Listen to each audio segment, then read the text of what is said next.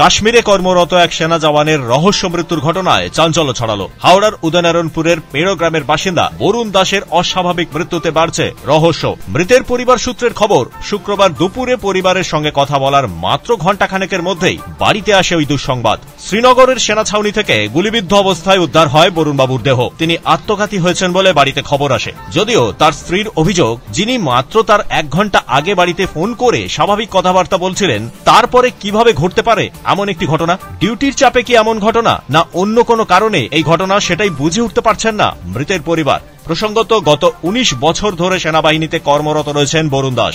মাত্র সপ্তাহখানেক আগেই পদোন্নতি হয়েছিল তার। বরুণ দাসের মৃত্যুতে শোকের ছায়া নেমে এসেছে তার পরিবার ও গোটা গ্রামে। হাওড়া থেকে আইভিয়া থেকে রিপোর্ট, পূবের কলম ডিজিটাল।